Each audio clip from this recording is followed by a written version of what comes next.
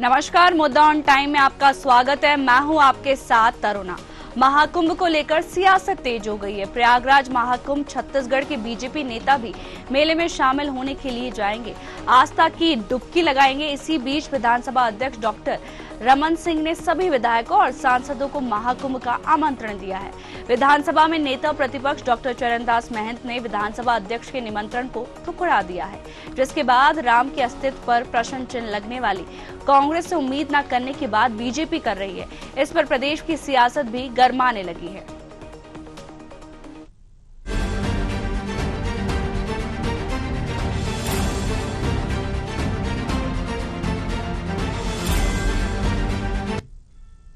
दरअसल छत्तीसगढ़ विधानसभा डॉक्टर रमन सिंह ने मुख्यमंत्री विष्णुदेव साय सहित समस्त मंत्रिमंडल के सदस्य, नेता प्रतिपक्ष और सभी विधायकों सांसदों को 13 फरवरी को प्रयागराज में आयोजित महाकुंभ में शामिल होने के लिए आमंत्रित किया है। विधानसभा अध्यक्ष के आमंत्रण से कांग्रेस ने किनारा कर दिया है। नेता प्रतिपक्ष डॉक्टर चरणदास महंत ने महाकुंभ जाने से इनकार करते हुए कहा, हम नहीं जाएंगे। कांग्रेस नेताओं का कहना है कि वे व्यक्तिगत पैसे से महाकुंभ स्नान करेंगे। साथ ही बीजेपी पर धर्म का व्यापार करने का आरोप लगाया। और क्या कह रहे हैं कांग्रेस नेता, आप भी सुन लीजिए।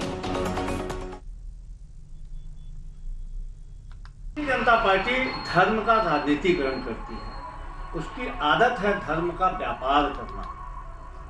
अब भारतीय जनता पार्टी निमंत्रण देगी, उसके बाद कांग्रेस के विधायक कुंभ नहाने जाएंगे, तो भारतीय जनता पार्टी मुगालते में। कांग्रेस के नेता, कांग्रेस के विधायक, कांग्रेस के कार्यकर्ता, उनके लिए धर्म अपनी व्यक्तिगत आस्था का विषय है। लोग अपनी सुविधा से, हमारे नेता, कार्यकर्ता, विधायक कुंभ गए भी, स्नान करके भी आए, बहुत सारे लोग चुनाव के बाद जाएंगे भी। हमें भारतीय जनता पार्टी की, डॉक्टर रमन सिंह की, विधानसभा अध्यक्ष की, मुख्यमंत्री के निमंत्रण की आवश्यकता नहीं है। भारतीय जनता पार्टी के निमंत्रण पे जो कुंभ नहाने जाएगा वही आस्तिक होगा, नहीं तो नास्तिक हो जाएगा। ऐसे सर्टिफिकेट की आवश्यकता कांग्रेस पार्टी के नेताओं को नहीं है। दूसरी बात, कोई भी धार्मिक क्रिया हो, कोई भी धार्मिक यात्रा हो, कोई पूजा पाठ हो, चाहे कुंभ का जाना ही क्यों ना हो, अपने पुरुषार्थ के कमाए हुए पैसे से होना चाहिए। विधानसभा के पैसे से या छत्तीसगढ़ शासन के पैसे से आप वहाँ यात्रा करने जाएंगे, कुंभ स्नान करने जाएंगे, तो उसका पुण्य नहीं मिलेगा। मैं भारतीय जनता पार्टी के नेताओं को, विधानसभा अध्यक्ष जी को भी यह अनुरोध करूंगा कि वास्तव में आप धार्मिक भावना से उत्प्रेरित होकर कुंभ स्नान करने जा रहे हैं, राजनीति नहीं कर रहे हैं, तो आप अपने खुद के पैसे से जाइए। आदरणीय मुख्यमंत्री जी ने 4 दिन पहले मुझसे बात की थी। मैंने उनसे निवेदन कर लिया था कि मैं अपने व्यक्तिगत कारणों से नहीं जा पाऊंगा, और अभी माननीय अध्यक्ष महोदय का निमंत्रण मिला है, उस पर हम लोग, मैं तो नहीं जा रहा हूं, बताया है, मगर हमने अपने विधायकों साथियों को कहा है कि जिसको जाना है वो जा सकते हैं, निसंकोच जा सकते हैं। धर्म ये सब व्यक्तिगत मामले हैं, इसमें। इधर कांग्रेस के महाकुंभ को आमंत्रण को ठुकराने से बीजेपी कांग्रेस पर हमलावर है। बीजेपी का कहना है कि चरणदास महंत कौन होते हैं? छत्तीसगढ़ कांग्रेस विधायकों की धार्मिक संस्कृति, मान्यता और आस्था पर निर्देश देने वाले। सीएम के मीडिया सलाहकार पंकज झा ने कहा, कांग्रेस की राजनीति वास्तव में रोज डुबकी लगा रही है। उनकी राजनीति का स्तर रोज नए गोते खा रहा है। वहीं मुख्यमंत्री विष्णुदेव साय ने कहा, कांग्रेस ऐसी पार्टी है जो भगवान राम के अस्तित्व पर भी प्रश्न चिन्ह लगाते थे। उनसे ज्यादा उम्मीद नहीं की जा सकती।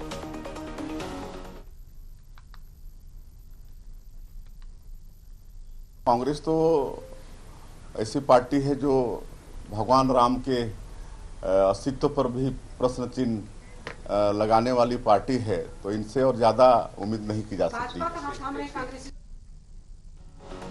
बता दें कि महाकुंभ को लेकर भी अब सियासत तेज हो गई है। वहीं विष्णुदेव साय ने आमंत्रण दिया है महाकुंभ में जाने का, वहीं उसी को लेकर नेता प्रतिपक्ष इस न्यौते को ठुकरा रहे हैं। साथ ही खुद की व्यक्तिगत राय भी दी है। साथ ही ये भी देखा जा रहा है कि अगर कांग्रेस महाकुंभ में नहीं जाती है तो क्या कांग्रेस को इसका डर है कि क्या उनके जो वोट है वो खिसक जाएंगे?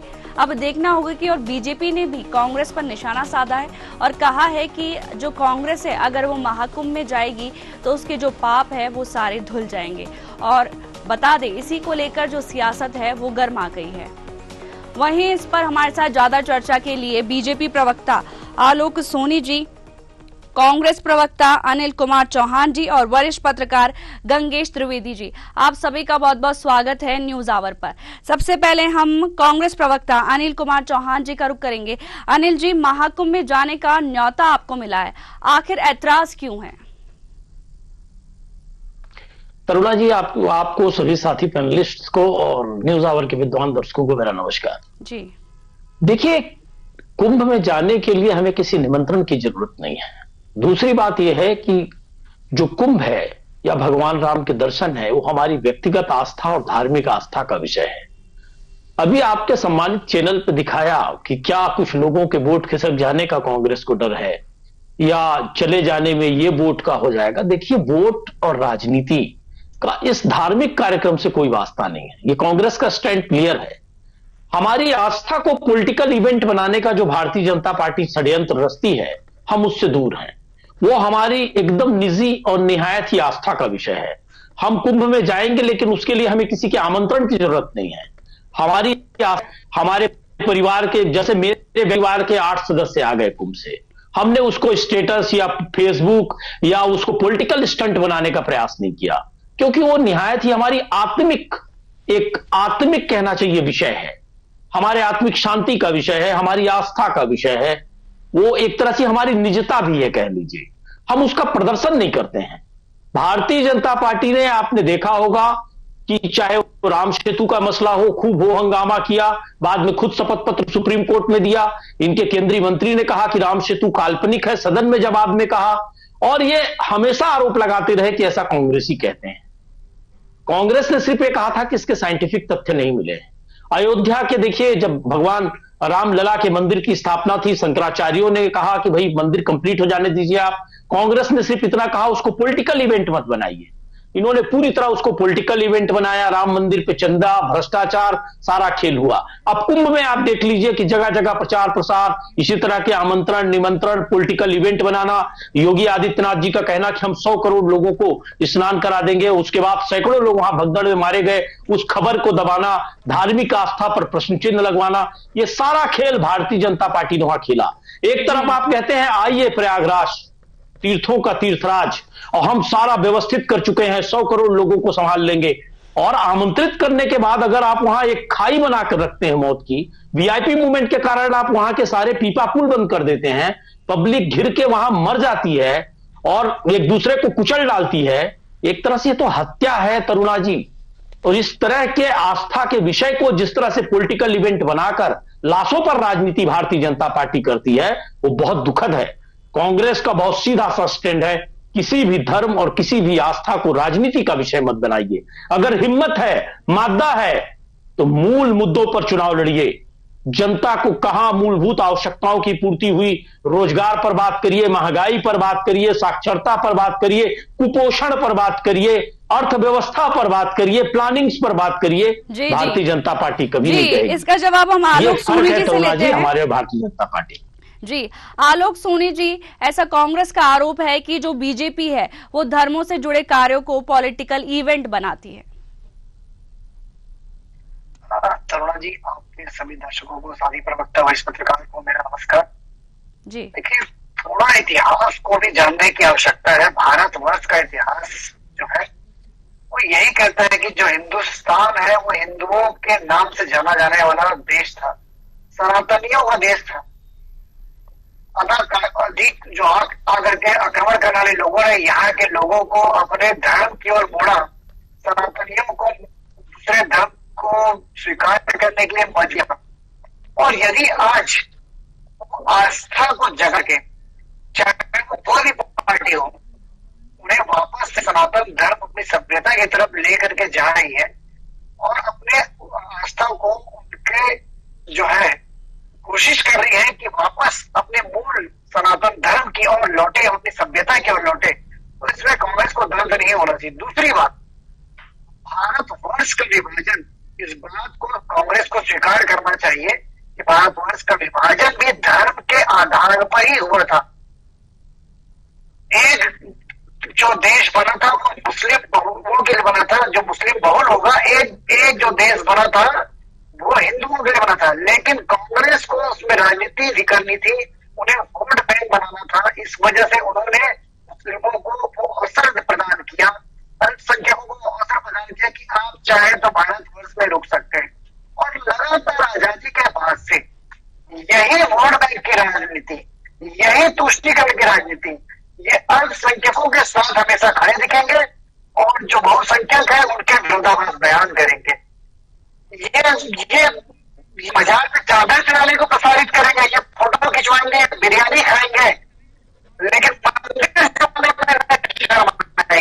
इन्हें हमेशा की हंसाए रहेंगे, अल्पसंख्यकों का साथ देंगे, उनके साथ फोटो खिंचाएंगे, जाली वाली टोपी पहनेंगे, तो लगता है कि ये जो वोट बैंक है वो जो सुरक्षित रहेंगे। देश की जबकि आज हिंदू समाज जाग चुका है, सनातन समाज जाग चुका है, और वर्तमान इस समय आपने देखा होगा कुंभ में करोड़ों लोगों ने स्नान किया, अपनी पुरानी सभ्यता को जागृत, तो आज इन्हें ये डर महसूस होने लगा।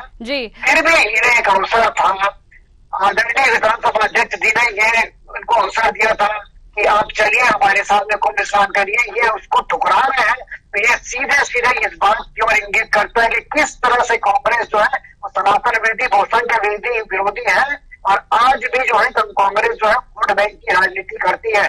और ये केवल बदलाने की बात है कि ये करते हैं, ये सिर्फ अल्पसंख्यकों की बात करते हैं, इन्हें बहुसंख्यकों से कोई मतलब नहीं है, केवल ये वोट बैंक के लिए उनके साथ खड़े नजर आते हैं। जी, इसका जवाब हम अनिल जी से लेंगे, उससे पहले हमारे साथ वरिष्ठ पत्रकार भी है गंगेश जी। बीजेपी ने कांग्रेस की ओर से ठुकराया न्योता को दुखद बताया है, कांग्रेस की राजनीति का स्तर नई डुबकियां लगा रहा है, इसको आप कैसे देखते हैं? देखिए, वो विधानसभा की तरफ से सारे विधायकों को जो न्योता मिला है वो तो एक परंपरागत चीज है, अगर वहां का मंत्रिमंडल जा रहा है तो सारे विधायकों को न्योता देगा, और विधानसभा की तरफ से व्यवस्था रहती है। तो इसमें चूंकि अब कांग्रेस का सोच रही है कि हम अपने पैसे जाएंगे और उसमें ज्यादा पुण्य मिलेगा, तो चाहे तो ये है कि पैदल जाना चाहिए। प्राचीन काल में लोग पैदल यात्रा करते थे, दोनों की महीनों तक पैदल चलते थे, तब जाके डुबकी लगाते थे और उनको उसका फल मिलता था, ऐसा अक्सर मान्यता है। लेकिन अब वो समय नहीं रहा, समय बदल चुका है, इतने साधन हो चुके हैं वहां तक पहुंचने के, और कोई व्यक्ति पैदल उतने दूर तक चल के, और उसको समय भी नहीं इतना कि इतना समय लगा के पैदल जा सके। तो मुझे लगता है कि अपनी अपनी धार्मिक आस्था का मामला है, इसको इसे पॉलिटिक्स न करके अगर नहीं भी जाना है तो इसको इस तरह से पेश करना भी उचित नहीं है कि भाजपा जो है इसको हाईलाइट कर रही है। मुझे लगता है परंपरागत रूप से उन्होंने पूछा होगा। और इवेंट की बात है तो सरकारी आयोजन, अगर सरकार का एक धर्म बनता है कि अगर कहीं पे कोई बड़ा आयोजन है जिसकी व्यवस्था को संभाले, तो इसमें जैसे राजीव कुंभ यहाँ पर होता है, राजीव का मेला होता है, तो 15 साल तक उसको भाजपा ने राजीव कुंभ करके प्रोजेक्ट किया, फिर कांग्रेस सरकार ने उसको वापस मेला कर दिया, प्राचीन स्वरूप था। लेकिन सरकार का दखलंदाजी था, सरकारी आयोजन भी हुए, सरकार की ओर से कई सारे टेंट लगे, वो सारी चीजें वहां भी हो रही है। इसमें कोई वो ऐसा वो नहीं कि बाइफर्केशन नहीं है, जिसकी सरकार है उस व्यवस्था करेगी। अगर आज उत्तर प्रदेश में कांग्रेस सरकार होगी वो भी इस कुंभ की व्यवस्था करती है। मुझे लगता है कुंभ को लेकर डुबकी लगाने का अपना अपना नजरिया हो सकता है, बल्कि मैं तो ये बोलता हूँ कि पास अधिक पैसे हैं तो ऐसे परिवार, गरीब लोगों को आप दान करिए और उनको कुंभ के डुबके लाइए। 140 साल बाद अगर ये आ रहा है, 140 साल बाद ये जो महाकुंभ का आयोजन हो रहा है वो मुहूर्त 140 साल बाद आया है। मुझे लगता है कि कांग्रेस को भी और भाजपा के भी बड़े नेताओं को और विधायकों को अपने, अगर उनके मन में श्रद्धा है कि वो अपने पैसे करेंगे तो 4 लोग को, और आप जो गरीब है जो नहीं पूछ सकते उनकी व्यवस्था कीजिए। दूसरा एक और व्यवस्था वाली बात आ रही है कि यहाँ से रायपुर से जो लोग जा रहे हैं, हमारे कई मित्र परिवार के साथ गए हैं, 10-10 घंटे से फंसे हुए रास्ते में, उस व्यवस्था को भी देखना जरूरी है। कुंभ में इतनी ज्यादा भीड़ हो रही है, व्यवस्था संभालना मुश्किल है। 10-10 घंटे लोग कार में रास्ते में फंसे हुए हैं, उस रास्ते को क्लियर करना, तो इस तरह से अगर भीड़ वहां जाएगी, वहां की व्यवस्था संभालना भी इतने बड़े आयोजन का एक बहुत कठिन काम। तो इन सब चीजों को ध्यान में रखते हुए मुझे लगता है अब अगर आपके पास ज्यादा व्यवस्था है तो आप लोगों को ले जाइए, फ्लाइट से ले जाइए, नई ट्रेन एक्स्ट्रा ट्रेन चलाने की जरूरत है, क्योंकि बस रोड की व्यवस्था बहुत खराब है। रास्ते में लोग जाम में फंस रहे हैं, लंबे एक 2 दिन के बाद वहां पहुंच रहे हैं। 10-10 घंटे का इंतजार करना, किसी की जगह जाम में फंसना बहुत कठिन है। इन सब व्यवस्थाओं पर फोकस करना चाहिए दोनों पार्टी को, जहाँ भी लोग हैं। और दूसरी बात, मेरे एक मित्र ने कल बताया कि दिवा में वो 10,000 रुपए के कमरा किराया लेकर वो लोग रहे, हस्बैंड वाइफ। तो सोचिए इतना लूट, कुंभ के नाम पर। इन सब चीजों में अगर ध्यान फोकस करें दोनों पार्टियां, सारे उनका नेटवर्क है, उन जगहों में सस्ता उपलब्ध साधन कराए उनको कि जहाँ पे इस तरह की चीजें हैं, रीवा से लेकर पूरा इलाहाबाद तक लूट मची है। रहने जो अकोमोडेशन वाले हैं, बस वालों ने अपने बस की कीमत कई गुना बढ़ा दी है। 3,000 5,000 रुपए चार्ज कर रहे हैं, जो कि अभी चुनाव इसके कुंभ मेले के पहले 1,200 से 1,300 रुपए में आदमी बस में एसी कोच में सफर करता था।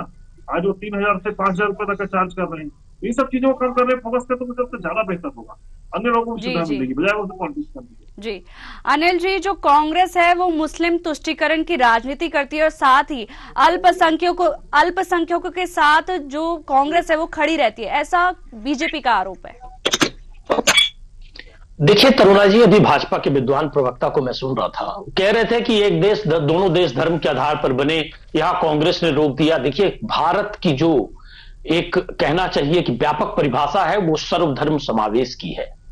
ये हिंदुत्व को और सनातन को बदनाम करने की और दूषित करने की जो कोशिश कर रहे हैं, हमारी समावेशी संस्कृति और हिंदुस्तान की एकता को या खंडित एकता को हमारे जो खंडित करने का प्रयास कर रहे हैं, ये इनका दुस्साहस है। मैं तो ये कहूंगा कि लोकतंत्र में ऐसे बयानों पर और ऐसे नेताओं पर अगर चुनाव आयोग सख्त होता या भारत के संविधान में इनकी आस्था होती तो शायद ऐसी बात नहीं कहते।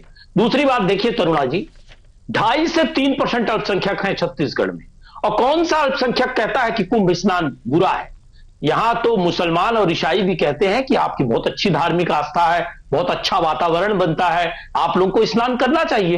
ये तो सारे लोग कहते हैं, वो भी हमारे धर्म का सम्मान करते हैं, हम भी उनके धर्म का सम्मान करें अगर, तो इसमें बुराई क्या है तरुणा जी? क्यों हम मान लेते हैं कि मुसलमान या ईसाई या जैन या सिख वो नहीं चाहते कि वो कुंभ स्नान हो, या वो नहीं चाहते कि सनातन की परंपराओं का पालन हो? ये बहुत गलत दुराग्रह है भारतीय जनता पार्टी का। हर धर्म समावेशी ढंग से रहना चाहता है, और 2.5 से 3% लोगों के लिए हम तुष्टीकरण करके 97% लोगों को नुकसान नहीं करेंगे। वोट की राजनीति अगर हमको करनी होगी, सवाल इस बात का है कि भारतीय जनता पार्टी धार्मिक ध्रुवीकरण, हिंसात्मक किसी तरह के भाषण, ये देश सिर्फ हिंदुओं का है, बाकी लोग गलत आ गए, बाकी लोग गलत रह रहे हैं। एक लोकप्रिय चैनल पर आप साहस देखिए, संविधान के विपरीत सीधी सीधे भाषा है ये देश, और इस देश का संविधान कहता है कि हर व्यक्ति को समान अवसर है, हर व्यक्ति को समान रूप से नागरिकता है, हर व्यक्ति को अपना धर्म मानने का पूरी स्वतंत्रता है। तो क्या भारतीय जनता पार्टी तय करेगी कि हिंदू क्या करें क्या ना करें? क्या भारतीय जनता पार्टी तय करेगी कि हम किस दिन स्नान करें, किस दिन दर्शन करें? क्या हिंदुओं की ठेकेदार बन गई है भारतीय जनता पार्टी? क्या सनातन को मानने वाले भारतीय जनता पार्टी के पिछलग्गू बन जाएं तभी ठीक है, और जो इनके पिछलग्गू नहीं है वो सनातनी नहीं है, वो हिंदू नहीं है? जो शंकराचार्य इनके विरोध में बयान दे दें, उन शंकराचार्य को ये दूसरे प्रायोजित संतों से ट्रोल करवाने का प्रयास करते हैं, उनका अपमान और निरादर करते हैं, ये हिंदुत्व है? तो देखिए तरुणा जी, इनको व्यापक परिभाषा समझने की जरूरत है, और ये भूल रहे हैं कि अंग्रेजों ने भी डिवाइड एंड रूल की पॉलिसी इस देश में चली थी और बहुत दिन तक सरकार भी चलाई थी जी। एक दिन, लेकिन जिस दिन उनके पैर उखड़े तो दोबारा फिर नहीं जम पाए। ये जिस अलगाववाद की बात करते हैं, भाई को भाई से लड़ाने की बात करते हैं, ये राष्ट्र की बात नहीं करते, धर्म की बात करते हैं, धर्म के नाम पर राष्ट्र के लोगों को लड़ाने की बात करते हैं, इस देश को बांटने की बात करते हैं। इससे हम सबको बचना होगा, और ये वोट की राजनीति इस देश को कहां खड़ा करेगी? क्या इस देश के हर नागरिक को विकास की धारा में जुड़ना नहीं होगा, अपना योगदान नहीं देना होगा? क्या मुसलमानों या दूसरे अल्पसंख्यकों, जैन, सिख, ईसाई, इन लोगों ने इस देश के लिए अपने बलिदान नहीं दिए? इस देश के विकास के लिए कोई योगदान नहीं दे रहे हैं या आगे नहीं देंगे? इस तरह की जो अलगाववादी बातें हैं ये बहुत ज्यादा दिक्कत करेंगी आगे, और ऐसी सोच को, ऐसी हिंसक और जहरीली सोच को रोकने की जरूरत है। अनिल जी, इसका जवाब आलोक जी से ले लेते हैं। हिंदुस्तान की बात करनी होगी हम सबको। आलोक जी, जो बीजेपी है वो धार्मिक ध्रुवीकरण करती है, ऐसा कांग्रेस का आरोप है। देखिए तरुणा जी, कांग्रेस के प्रवक्ता जी को मैं बहुत ही ध्यान से सुना था। एक बहुत अच्छी बात उन्होंने कही कि संविधान में सभी धर्म को समान अवसर और समान रूप से जो अधिकार है वो उपलब्ध कराए, और उसी समान अधिकार की बात भारतीय जनता पार्टी करती है। हम हर धर्म को, हम कोई भी योजना लागू करते हैं, किसी भी प्रकार की उपलब्धि की बात करते हैं तो सभी धर्मों के लिए लागू करते हैं, ना कि किसी एक धर्म विशेष के लिए। और जो बात आज कांग्रेस के प्रवक्ता कर रहे थे या कांग्रेस के साथी भाई हमेशा करते आए हैं कि हर बार ये बोलते हैं कि भारतीय जनता पार्टी जो है सनातन क्या हिंदू सभ्यता हिंदुओं के बात कर दिया और केवल हिंदुओं के हित में करी है। तो क्या मोदी जी ने कभी ऐसी योजना विशेष योजना चलाई है जो हिंदुओं का आपने कभी किया ही नहीं। हिंदुओं को बदनाम किया आपने, हिंदू धर्म को दूषित किया आपने, सनातन को दूषित किया आपने, कभी हिंदुओं का हित नहीं किया आपने। और 2014 से हिंदुत्व भी खतरे में आ गया। हिंदुओं का हित करते आप तो दिक्कत ही नहीं थी, सिर्फ हिंदुओं को बदनाम करने का काम किया आपने, सनातन को बदनाम किया आपने, आपने सनातनियों को हिंसक बनाने का प्रयास किया, आपने हिंदू धर्म को आहत किया, आपने हिंसा को प्राथमिकता दी। हिंदुत्व की मूल अवधारणा हिंसा है, ईमानदारी है। अनिल जी और आलोक जी, आप एक एक करके अपनी बात सुनिए। गंगेश जी, हम गंगेश जी का रुख करेंगे। गंगेश जी, महाकुंभ को तोड़ने का काम किया आपने, किसी हिंदू का भला नहीं किया कभी, आपने सिर्फ हिंदू के आधार पर आलोक जी और अनिल जी और हमारे शास्त्रों को बदनाम करने का काम किया। आपने किसी हिंदू का कभी भला नहीं किया और हिंदू धर्म को हमेशा बदनाम किया, हमेशा भगवान के निदान के अनिल जी और आलोक जी, आप शांत हो जाइए। सनातन धर्म का चलिए हम गंगेश जी का रुख करेंगे। गंगेश जी, महाकुंभ में जाना लोगों की धार्मिक आस्था है, इसमें आमंत्रण की तो जरूरत नहीं होती है। जी बिल्कुल, तो मैं बोल रहा हूँ कि निश्चित तौर पे अपनी आस्था का विषय है और आप इस तरीके से जाइए। और मैं वहाँ पे अपने हिसाब से जाके वहाँ पे स्वाभाविक रूप से डुबकी लगाइए। और एक बात तो है कि स्वाभाविक रूप से जो वहाँ पर आयोजन हुआ है उसमें केवल हिंदुस्तान के नहीं, वहाँ धर्म समाज जाति तमाम बंधन टूट चुके हैं। हम सभी समाज के लोग वहाँ जाकर डुबकी लगा रहे हैं, खाली भारत के नहीं विदेशों से भी लोग आकर डुबकी लगा रहे हैं। तो आस्था का वो केंद्र है जो जिसको पूरी दुनिया मान रही है, उसमें जाके हमें उस पर रंजीत करके जाके वहाँ पे अपनी आस्था व्यक्त करनी चाहिए, अपने सुविधानुसार जाके डुबकी लगानी चाहिए। और अगर कहीं सुविधा मिल रहा है तो उसका भी मुझे लगता है कि उसका उपयोग कर लेना चाहिए। समय ऐसा है कि अभी इतना भीड़ है वहाँ पे, संभालना मुश्किल हो रहा है और वहाँ थोड़ी सी अगर सुविधा उपलब्ध करा दे रहे हैं तो बेहतर है कि आप उसका उपयोग करें और उसमें कोई बुराई भी नहीं है। और बल्कि दोनों पार्टी से फिर मेरा आग्रह है जो अव्यवस्थाएं हैं रास्ते की, उनमें कम से कम श्रद्धालुओं के लिए कुछ ऐसी व्यवस्था बने कि रहने रुकने का अच्छा इंतजाम हो जाए। कभी भी वहाँ हाईवे से लौटा दिया जा रहा है, लोग बता रहे हैं कि जो गाड़ियों में गए हैं वो अचानक हाईवे जाम हो जाता है, वापस लौटाया जाता है, 10-10 घंटे गाड़ियों में वेट कर रहे हैं, रहने की व्यवस्था नहीं है, मिल भी रहा है इतना महंगा साधन जिससे आपको रह नहीं सकते। इन सब चीजों पर फोकस करें दोनों पार्टी पर, तो मुझे लगता है कि ये ज्यादा अच्छी सेवा होगी श्रद्धालुओं के लिए। और श्रद्धालुओं की आप सेवा करेंगे, आपके राज्य से लोग जा रहे हैं तो निश्चित तौर पर आपको उसका फायदा मिलेगा, चाहे उसको जिस तरीके से आप समझें। लोगों का आपके प्रति रवैया बदलेगा। ट्रेन यहाँ पे चलना नहीं होता, ट्रेन एकदम पैक चल रही है, ट्रेन में तो जगह ही नहीं मिल रही है लोगों को, 9 रूम जा रहा है। बसें इतनी महंगी है, बसों को सस्ता करवाइए। आप राज्य से ही बसें चल रही है, मैंने देखा हूँ कि लगातार बसें चल रही है, बहुत महंगी बसें चल रही है, उनको कम कराइए। उनको ज्यादा तो सब्सिडी दीजिए गवर्नमेंट की तरफ से, गवर्नमेंट चाहे तो उसको सब्सिडी कर सकती है, फ्री कर सकती है। जैसे कि वहां पर राम मंदिर के जब हुआ था सब फ्री किया गया था, बस सेवा चल रही थी, सेवाएं कर सकती है, कई सारे संस्थानों का सहयोग ले सकती है। देखिए अब तो आधे ज्यादा समय गुजर चुका है, इसमें मुझे लगता है और पहले प्लानिंग हो जाना चाहिए था। ज्यादा समय बचा भी नहीं, क्योंकि 26 फरवरी को लास्ट है, तो जो समय बचा उस समय में लोगों को सुविधा देना काम करें, दोनों पार्टियां मिलकर ज्यादा बेहतर होगा। जी, महाकुंभ को लेकर अब सियासत तेज हो गई है, वहीं बीजेपी ने महाकुंभ के लिए आमंत्रण दिया है और वो अच्छी बात भी है क्योंकि ये एक धार्मिक उत्सव है और सभी को महाकुंभ में जाकर संगम में स्नान करना चाहिए। आप सभी का बहुत बहुत शुक्रिया हमारे साथ जुड़ने के लिए। महाकुंभ स्नान पर टिप्पणी कर पहले ही कांग्रेस के राष्ट्रीय अध्यक्ष मल्लिकार्जुन खड़गे फंस चुके हैं। अब निकाय और पंचायत चुनाव से पहले छत्तीसगढ़ के नेता प्रतिपक्ष चरणदास महंत भी घिर गए हैं। ऐसे में बीजेपी इसे मुद्दा बनाकर निकाय चुनाव में भी भुनाने की रणनीति बना रही है। फिलहाल आस्था पर टिप्पणी करना कितना उचित है, ये सोचने का विषय है। फिलहाल मुझे दीजिए इजाजत, नमस्कार।